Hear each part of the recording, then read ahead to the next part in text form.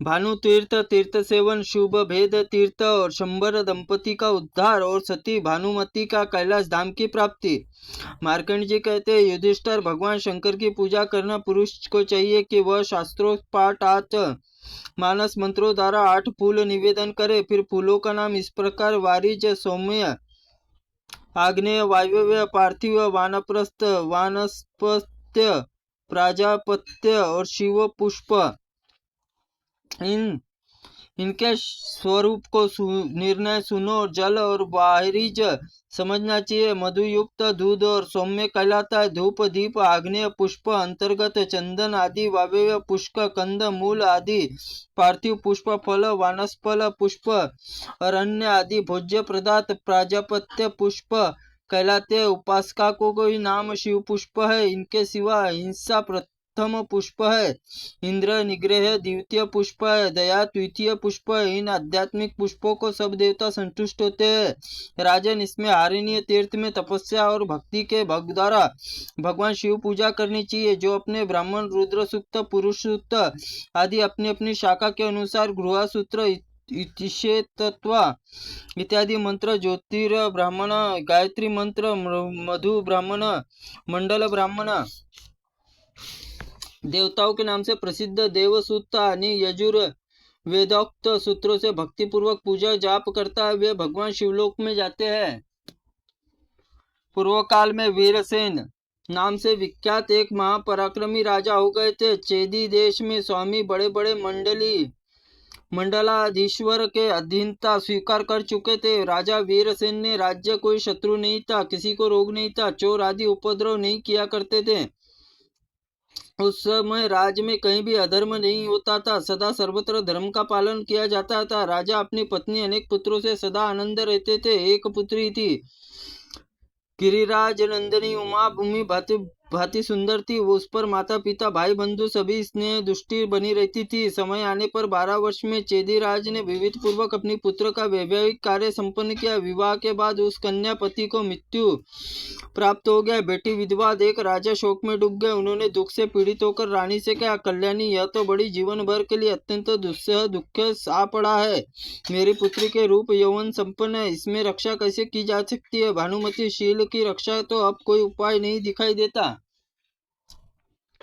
माता पिता आपस में जब इस प्रकार का वार्तालाप कर रहे थे, उस समय यह बात सुनकर राजकुमारी भानुमति समीप जाकर बोली, पिताजी, शोकाग्नि में जल रही हूँ, इसलिए आप मेरे सामने संकोच छोड़कर बोलिए।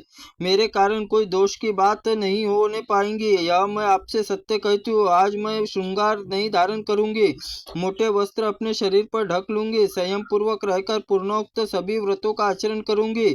श्रीहरि संतोष के लिए तपस्या करती हुई अपनी काया सुखा डालूंगी। तात, यदि आप सम्मति दो तो मैं ऐसा जीवन व्यतीत करना चाहती हूँ। भानुमति का यह वचन सुनकर राजा वीरसेन स्नेह से कातर हो गए। कन्या की तीर्थ यात्रा उद्देश्य से बहुत अधिक धन देकर उसे विदा किया।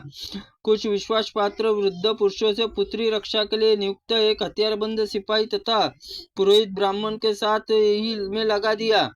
भानुमति गंगा तट पर गई। वहां स्नान करके भगवान के ध्यान में तत्पर, स्नान ध्यान और पूजन करके उसका प्रतिदिन नियम सा हो गया। उसकी रक्षा करने में समर्थ दास दासियां थी। उसमें अपने पिता के वीरसेन की आज्ञा के लिए गंगा किनारे तट रहे। इस प्रकार राजकुमारी 12 वर्षों में गंगा जी तट पर रही। तदनंतर किसी समय गंगा छोड़कर अपने सहायक मंत्रियों के साथ दक्षिण दिशा गई। वहां महानदी नर्मदा बहती थी। अमरकंटक पर्वत में ओंकार तीर्थ में 6 महीने रही। फिर एक दूसरे तीर्थ होते हुए अनेक तीर्थों में भ्रमण करने लगी। प्रत्येक तीर्थ में स्नान करके भक्तिभाव से पूजा करती हुई वह निवास करती थी। तत्पश्चात वह पश्चिम दिशा में देव नदी और नर्मदा संगम पर गई। वहां ऋषियों ने समुदाय सेवित पुण्य आश्रम दिखाई दिया। ऋषि वृंद का दर्शन करके भानुमति सबको प्रणाम किया और पूछा, महात्माओं, इस तीर्थ का नाम महात्म्य क्यों है, यह बताने की कृपा करे। तब ऋषि ने कहा, तपस्वी, यह चक्रवर्ती नाम से विख्यात पूर्व काल में त्रिशूलधारी देवादिदेव महादेव को संतुष्ट होकर श्री हरि चक्र प्रदान किया था। इस तीर्थ का नाम देवताओं के पितरों को तर्पण करता है। पुनरावृत्ति रहित उत्तम गति प्राप्त होती है। दूसरे दिन यहाँ सुलभ भेदी तीर्थ में जाना चाहिए। वहां रात्रि जागरण, पुराण कथा पढ़े और सुने। पुष्प दीप नैवेद्य करके भगवान विष्णु की पूजा करे। तीसरे दिन प्रातःकाल होने पर ब्राह्मणों भोजन करवाए, अपनी शक्ति अनुसार उन्हें भक्तिपूर्वक दान दे। फिर चौथे दिन यहाँ प्राची, सरस्वती और नाना प्रकार के माँ जाना चाहिए। जो सरस्वती संपूर्ण जगत को पावन करती है, साक्षात ब्रह्मा जी प्रकट हुई है। पांचवें दिन मार्कंडेश्वर लिंग के समीप जाए, माँ स्नान करके उत्तम सर्वदेव सर्वतीर्थम पवित्र जितेंद्रिय होकर 6 वर्ष 6 मास 15 दिन अथवा 3 रात्रि का निवास करना चाहिए। उसमें मत्स्य लोक में निवास कर नहीं होता, सदा ही स्वर्गलोक में अक्षय निवास पाता है। नियम पूर्वक वहां से निवास करता है, जो 3 जन्मों के पापों से मुक्त हो जाता है। साथ ही विधवा नारी उत्तम व्रत पालन करती हुई 12 वर्षों तक वहां निवास करती है। वह अनंत काल रुद्रलोक में प्रतिष्ठित होती है। त्रुटिपूर्ण वाक्य के लिए भगवंत आप हमें क्षमा करें। ओम नमः शिवाय नमः। ओम स्कंद पुराणाय नमः।